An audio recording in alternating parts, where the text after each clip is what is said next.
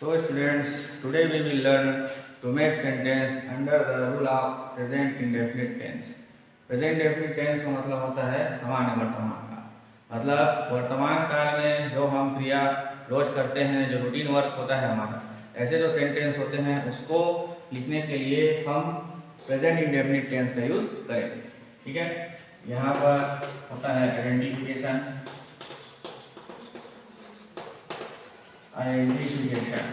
Identification के बारे में भी मैंने आपको लास्ट टाइम से बताया है कि आइडेंटिफिकेशन का यूज टेंस में ये इसके लिए किया जाता है, ट्रांसलेशन के लिए। ठीक है, मतलब हिंदी से इंग्लिश में आपको ट्रांसलेशन करना है तो आइडेंटिफिकेशन में जो लिखा रहेगा, इसका आइडेंटिफिकेशन है का है, की है, का हूँ,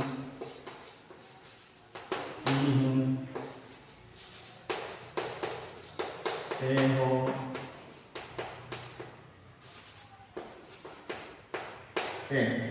ठीक है। तो जिस सेंटेंस के लास्ट में का है, की है, काम, की हूं, ते होते हैं, ये रहेगा। ऐसे सेंटेंस को ही आपको प्रेजेंट इंडेफिनिट टेंस के रूप से ट्रांसलेशन करना है। अदरवाइज अगर जो भी उसमें दूसरा आइडेंटिफिकेशन रहेगा तो उसको आप प्रेजेंट इंडेफिनिट टेंस से ट्रांसलेशन नहीं करेंगे। ठीक है, अब इसमें दो रूल होते हैं। रूल नंबर फर्स्ट, इसको मैं समझा रहा हूँ। ये रूल एक ही है, इसमें जो स्ट्रक्चर लगेगा वो सब्जेक्ट के अकॉर्डिंग यूज होता है।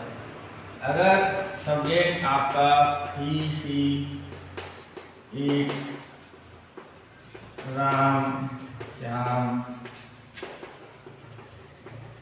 मोहन, सुनील, सुरेश, सिंगुलर नाउन, यदि सिंगुलर नाउन हो तो अफर्मेटिव सेंटेंस बनाने के लिए हम सब्जेक्ट वर्ब का फर्स्ट फॉर्म उसमें एस या ईएस ऑब्जेक्ट और अदर वर्ब इसका यूज करते हैं। ठीक है, मतलब फर्स्ट फॉर्म उसमें एस या ईएस आपको यूज करना है। ठीक है, तो जैसे वह आता है, यहाँ पर ता लगा है, वह है, यहाँ पर हम ही लिखेंगे ही कम्स। ही कम उसमें ऐसा लगाओगे तो वो कम्स हो जाएगा। अगर इसी को आपको निगेटिव बनाना है तो फर्स्ट फॉर्म ऐसे ही एस लगा है तो आप सब्जेक्ट प्लस डज, उसके बाद नॉट, फिर वर्ब का फर्स्ट फॉर्म ऑब्जेक्ट का अदर, ऐसा लिखेंगे। ये हो जाएगा ही डज नॉट कम। ठीक है, यहाँ पर ही डज नॉट कम। अगर फर्स्ट फॉर्म ऐसा ही है तो डज लेंगे और वर्ब का फर्स्ट फॉर्म यहाँ पर ऐड किया जाता है। ठीक है, इसी तरीके से जो इंट्रोगेटिव सेंटेंस, इसमें डज पहले आ जाएगा, फिर सब्जेक्ट वर्ब का फर्स्ट फॉर्म ऑब्जेक्ट का अदर। ठीक है, तो डज जो है ऑक्सिलरी वर्ब है और निगेटिव सेंटेंस, इंट्रोगेटिव सेंटेंस बनाने के लिए हम डज जो ऑक्सिलरी वर्ब होता है वो सब्जेक्ट के पहले यूज करते हैं। Auxiliary verb is added before the subject to make interrogative sentence. तो यहाँ पर इसको हम लिखेंगे डज ही कम, इस प्रकार से। ठीक है, तो इसी प्रकार जो सिंगुलर नाउन रहेगा, अगर वो सब्जेक्ट में आता है तो वर्ब में एस एस लगा करके आपको उसको बनाना है। ठीक है, और जब निगेटिव बनाएंगे तो डज लेंगे और उसके साथ नॉट लगा करके जो फर्स्ट फॉर्म एस एस लगा था उस फर्स्ट फॉर्म से उसको आपको रिमूव कर देना है, उसमें नहीं लगाना है। तो उसके बाद वर्ब होगा फर्स्ट फॉर्म। फिर इंट्रोगेटिव बनाएंगे तो भी वही कंडीशन रहेगी, सब्जेक्ट के पहले आपको डज लगाना है, फिर सब्जेक्ट, फिर वर्ब का फर्स्ट फॉर्म। इस प्रकार से आपको उसका अफर्मेटिव, निगेटिव, इंट्रोगेटिव सेंटेंस बनते हैं।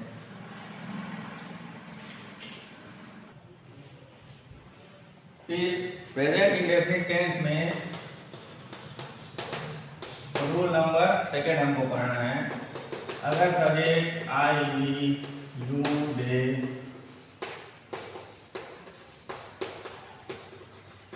Boy, girls, men, women, any, plural, plural noun, ठीक है। सब्जेक्ट क्या हो, I we you they boys girls man women यानी प्लूरल नाउन, ठीक है। लास्ट जो रूल पढ़े थे वो सिंगुलर नाउन वाला था, अब ये जो रूल पढ़ रहे हो प्लूरल नाउन, ठीक है। ये सब प्रोनाउन है, ठीक है, ये सब प्रोनाउन है, तो हम उसको प्लूरल नाउन नहीं मानेंगे, ये सब प्रोनाउंस होते हैं। अगर जो प्लूरल नाउन होता है उसमें आपको ये जो रूल मैं आगे बता रहा हूँ इसको आपको लिखना है, इसके अकॉर्डिंग आप सेंटेंस बनाएंगे। तो सब्जेक्ट वर्ब का फर्स्ट फॉर्म ऑब्जेक्ट और, ठीक है। जैसे मैं जाता हूँ, ठीक है, मैं जाता हूँ, तो यहाँ पर सब्जेक्ट मैं है तो आई लिखेंगे, जाने के लिए हम क्रिया का गो का यूज करेंगे। जब आप निगेटिव सेंटेंस बनाएंगे तो सब्जेक्ट डू नॉट वर्ब का फर्स्ट फॉर्म ऑब्जेक्ट और अदर, ठीक है। तो यहाँ पर जब फर्स्ट फॉर्म रहता है तो हम अगली वर्ब डू का यूज करते हैं। तो यहाँ पर ये हो जाएगा आई डू नॉट गो, ठीक है। फिर इंट्रोगेटिव बनाएंगे तो यहाँ पर आगे जो डू आ जाएगा, फिर सब्जेक्ट वर्ब का फर्स्ट फॉर्म ऑब्जेक्ट और, ठीक है, ये इस प्रकार से।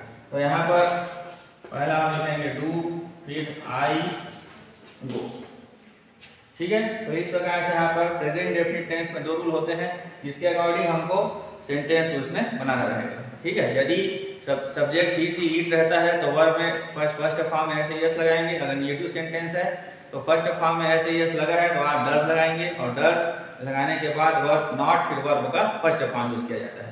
फिर जब इंट्रोगेटिव सेंटेंस बनाने का आएगा तो डस को सब्जेक्ट के पहले यूज करना है, because does is auxiliary verb and auxiliary verb is added before the subject to make interrogative sentence, ठीक है। रूल नंबर सेकंड में यहाँ पर आई वी यू दे इस प्रकार से लिखा हुआ है, तो जो प्लूरल नाउन रहेगा तब आप उसमें वर्ब का फर्स्ट फॉर्म लाएंगे, अफर्मेटिव सेंटेंस में फर्स्ट फॉर्म लगा है तो उसके साथ यहाँ पर वो डू नॉट लगेगा, और यहाँ पर फिर ऑक्सिलरी वर्ब जो है वो डू लगाएंगे, उसको हम सब्जेक्ट के पहले लिख करके इंट्रोगेटिव सेंटेंस बनाएंगे।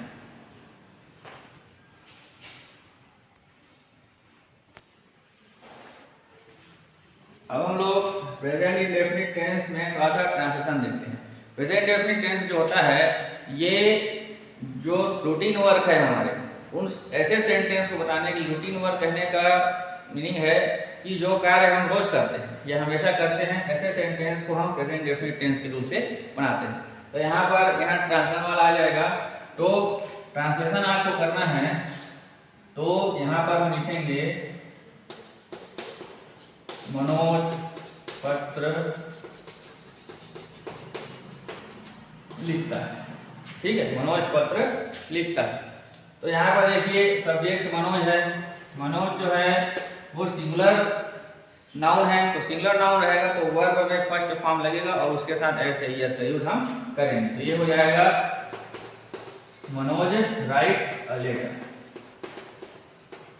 Manoj writes a letter. दूसरा सेंटेंस है हम विद्यालय में अध्ययन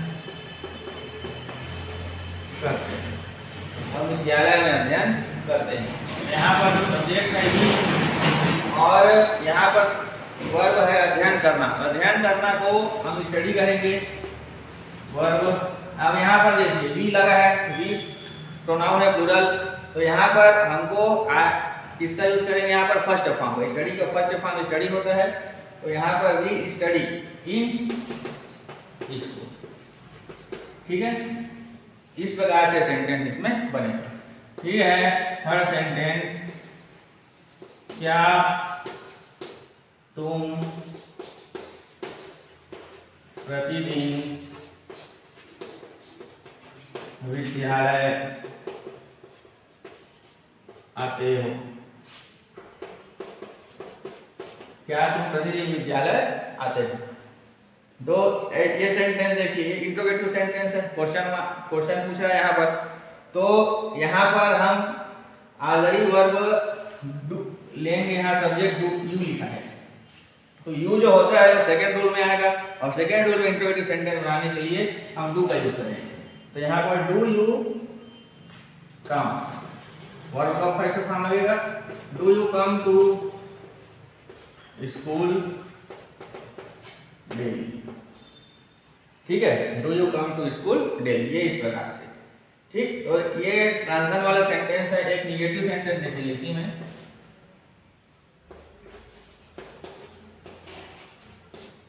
शिक्षक पढ़ाते हैं, ठीक है। तो शिक्षक को हम टीचर कहते हैं, टीचर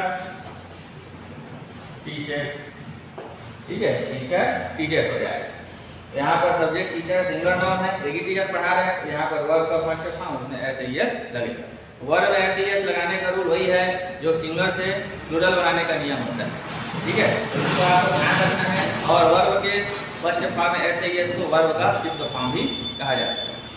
प्रेजेंट डेफिनिट टेंस में जब भी ट्रांसफॉर्म करने के लिए आएगा या सेंटेंस को ट्रांसफॉर्म करने के लिए आएगा तो आप सबसे पहले उसका जो सब्जेक्ट है इसको नोटिफाई कर लीजिए कि इसका सब्जेक्ट किस प्रकार का है। अगर सब्जेक्ट ही सी इट है तो उसमें वर्ब का फर्स्ट फॉर्म लगेगा, और यदि subject I we you they है तो उसमें वर्ब का फर्स्ट फॉर्म लगेगा। निगेटिव इंटरोगेटिव सेंटेंस बनाने के लिए जो फर्स्ट फॉर्म एस लगा होता है तो हम डस का यूज करते हैं और नॉट लगा करके फर्स्ट फॉर्म में लिखेंगे।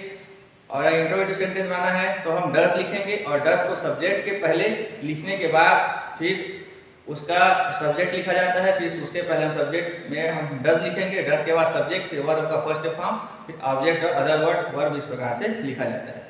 और यदि सेकेंड रूल वाला है, अगर subject I we you they है तो सब्जेक्ट के साथ आपको वर्ब का फर्स्ट फॉर्म यूज करना है।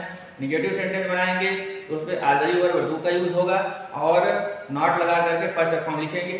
फिर जब इंट्रोगेटिव सेंटेंस आप बना रहे हैं तो वर्ब के सब्जेक्ट के पहले आपको डू लिखना है और फिर सब्जेक्ट, फिर वर्ब का फर्स्ट फॉर्म लगा करके सेंटेंस बनाएंगे और लास्ट में क्वेश्चन मार्क लगाया जाता है।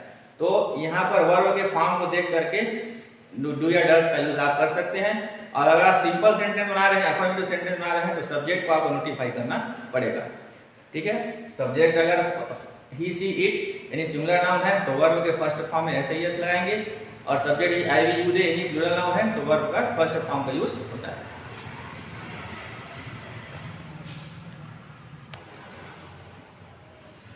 प्रेजेंट इंडेफिनिट टेंस के बाद आज हम लोग प्रेजेंट कंटिन्यूअस टेंस का स्टडी करेंगे, ठीक है। प्रेजेंट कंटिन्यूअस टेंस का मतलब होता है अपूर्ण वर्तमान काल। अपूर्ण वर्तमान काल कहने का मतलब है कि वर्तमान समय में अभी जो समय चल रहा है इसमें कोई क्रिया अपूर्ण है, मतलब जो क्रिया वर्तमान समय अपूर्ण होती है उसको लिखने के लिए हम प्रेजेंट कंटिन्यूअस टेंस का यूज करते हैं।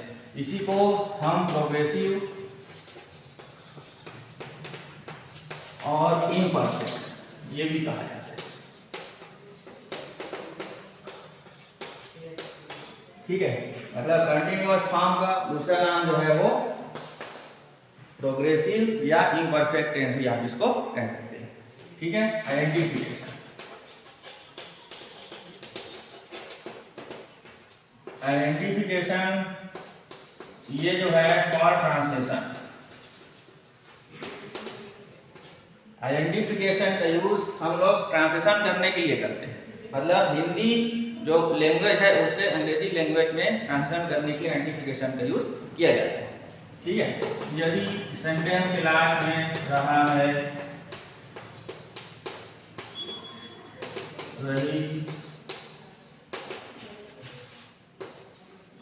रही हूं, रहे हो,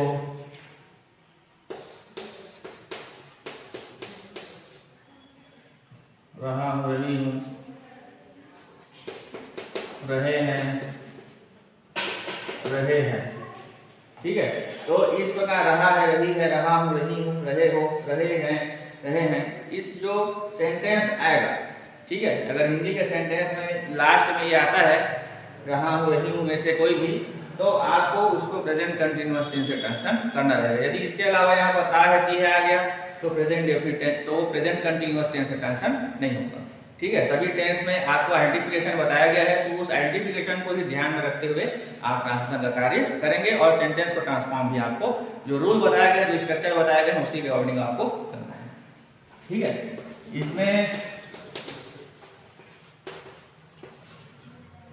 ऑक्सिलरी वर्ब, ऑक्सिलरी वर्ब इसमें इज, एन और आर, ये 3 ऑक्सिलरी वर्ब यूज होते हैं। तो एक सेंटेंस में आपको एक ही ऑक्सिलरी वर्ब का यूज करना है, ठीक है। अगर वो प्रेजेंट इंडेफिनिट है, ये अगर वो प्रेजेंट कंटीन्यूअस टेंस में दिया गया है तो उसमें इज, एम, आर तीनों लगेंगे, लेकिन ये तीनों ऑक्सिलरी वर्ब जो है अकॉर्डिंग टू सब्जेक्ट यूज होते हैं। एक ही सेंटेंस में तीनों ऑक्सिलरी वर्ब का यूज आपको एक साथ नहीं करना है। तो उसका यूज कैसे किया जाता है ये मैं आपको बता रहा हूं। इज, ही, शी, इट,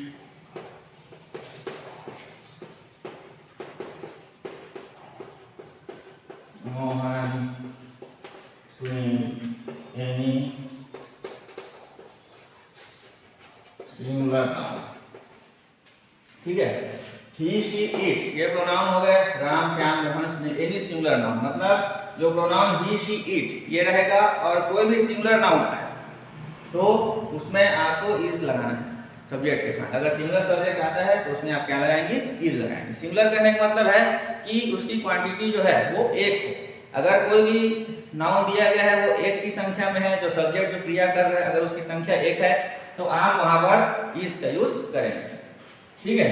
फिर है एम, एम का यूज केवल आई के साथ किया जाता है, ठीक है, एक ही सब्जेक्ट है इसमें। फिर है आर, आर का यूज करेंगे we, you, they, boys, girls, men,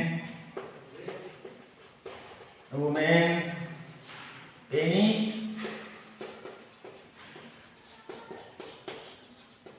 plural noun, ठीक है। मतलब जो प्लूरल नाउन हो जिसकी संख्या 2 या 2 से अधिक हो।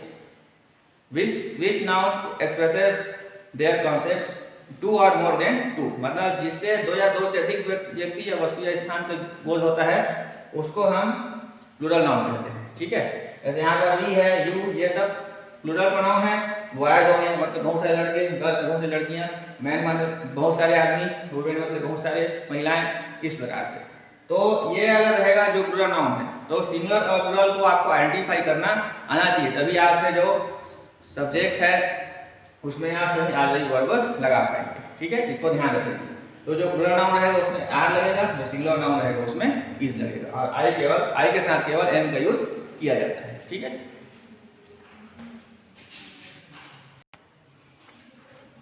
सो स्टूडेंट्स, इसके बाद हम लोग प्रेजेंट कंटीन्यूअस टेंस में अफर्मेटिव, निगेटिव और इंट्रोगेटिव सेंटेंस बनाना सीखेंगे। देखिए अफर्मेटिव सेंटेंस बनाना है तो सबसे पहले आप लिखेंगे subject is, am, are, verb का फोर्थ फॉर्म, ऑब्जेक्ट और अदर, ठीक है। ये ऐसा लिखा जाता है subject is, am, are, verb का फोर्थ ऑब्जेक्ट। ये इसलिए लिखते हैं कि इसी सीक्वेंस में आपको उसके जो सेंटेंस हैं, उसके जो वर्ड्स हैं उसको आपको अरेंज करना है। मतलब सबसे पहले सब्जेक्ट लिखेंगे कर्ता, कर्ता मतलब जो क्रिया करता है उसको हम कर्ता कहते हैं। फिर इज, एम या आर, जो सब्जेक्ट रहेगा उसी के अकॉर्डिंग आपको इज, एम, आर का यूज करना है। फिर जो क्रिया होगी उसका फोर्थ फॉर्म लिखेंगे, फिर क्रिया का प्रभाव जिस पर पड़ेगा उसको हम ऑब्जेक्ट कहते हैं, उसको लिखेंगे। फिर जो वर्ड्स बच जाएंगे लास्ट में उसको यहाँ लिखा जाता है, ठीक है। वैसे यहाँ मैं लिख रहा हूँ मैं इंग्लिश पढ़ा रहा हूँ, ठीक है।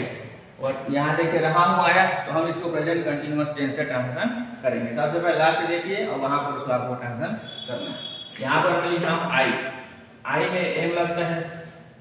पढ़ा रहा हूँ तो हम टीच बोलते हैं, टीच का फोर्थ फॉर्म टीचिंग होगा, I am teaching English. Second sentence है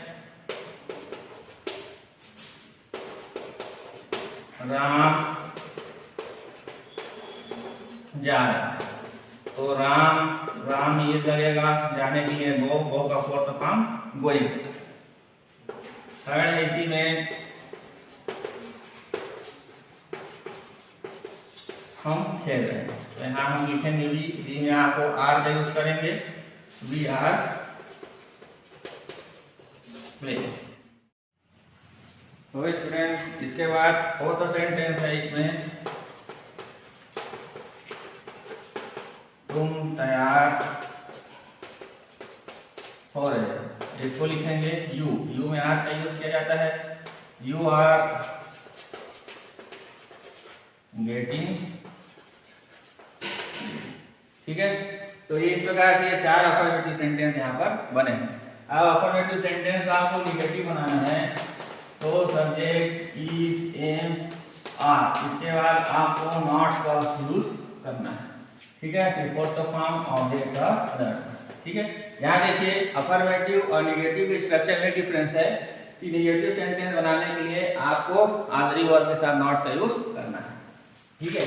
इसको मैं निगेटिव बनाऊंगा तो आई एम टीचिंग इंग्लिश है अफर्मेटिव में, ये निगेटिव बनाएंगे तो ऑक्सिलरी वर्ब यहाँ पर एम है तो उसके साथ यहाँ पर नॉट लग जाएगा, तो आई एम नॉट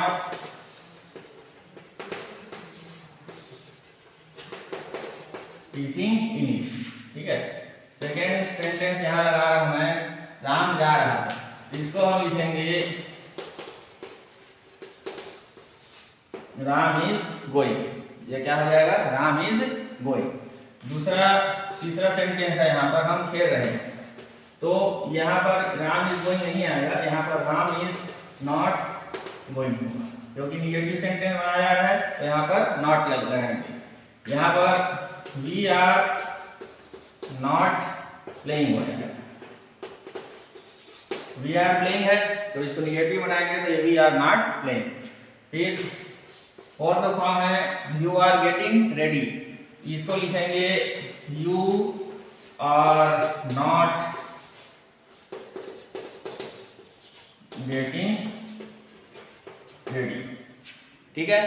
यहाँ पर ये 4 सेंटेंस यहाँ पर हमने निगेटिव का बनाया। इसके बाद आता है इंट्रोगेटिव सेंटेंस, तो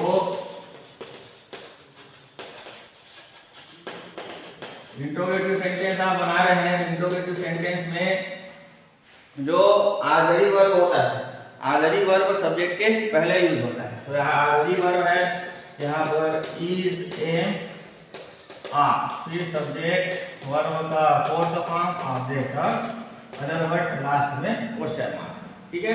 तो इज एम आर यहाँ सब्जेक्ट के बाद लगा होता था, वो सब्जेक्ट के पहले आता है। तो यहाँ पर पहला सेंटेंस बनेगा, यहाँ पर am I teaching, English last में क्वेश्चन मार्क। फिर दूसरा है इज राम गोइंग, यहाँ पर भी लास्ट में क्वेश्चन मार्क का यूज करेंगे। थर्ड है आर वी प्लेइंग, यहाँ भी लास्ट में क्वेश्चन मार्क यूज किया जाएगा। और फोर्थ है आर यू गेटिंग रेडी, ठीक है। ये लास्ट में आपको यहाँ पर इस प्रकार से यूज करना है। तो सबसे पहले आप लोग एक चीज ध्यान रखेंगे, अफर्मेटिव सेंटेंस जो होता है उसमें किसी भी प्रकार का ऑक्सिलरी वर्ब के साथ नॉट नहीं लगा होता और ऑक्सिलरी वर्ब सब्जेक्ट के बाद होता है। ये आइडेंटिफिकेशन है अफर्मेटिव सेंटेंस का।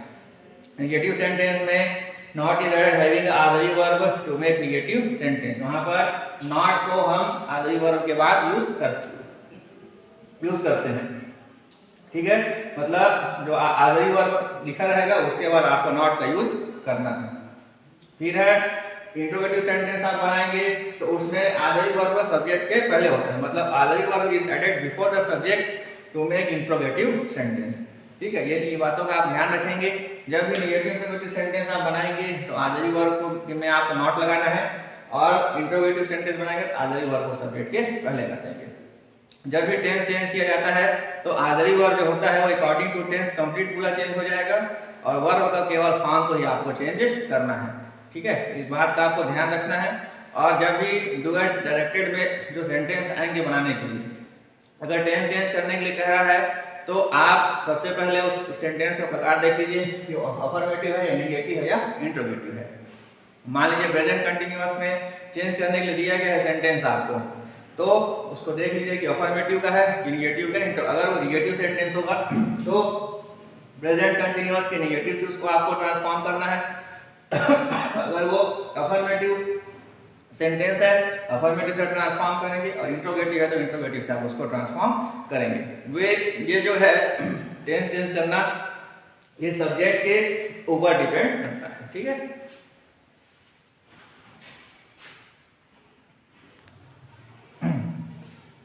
तो स्टूडेंट इसके बाद हम लोग टेंस चेंज करना देखते हैं।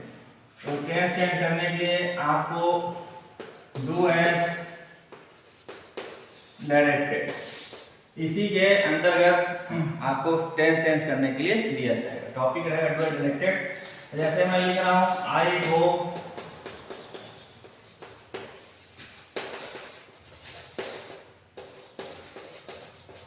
ये प्रेजेंट कंटीन्यूअस टेंस, मैं आपको इसको बदलना है। ये अफर्मेटिव सेंटेंस है, तो प्रेजेंट कंटीन्यूअस के अफर्मेटिव से इसको आप ट्रांसफॉर्म करेंगे।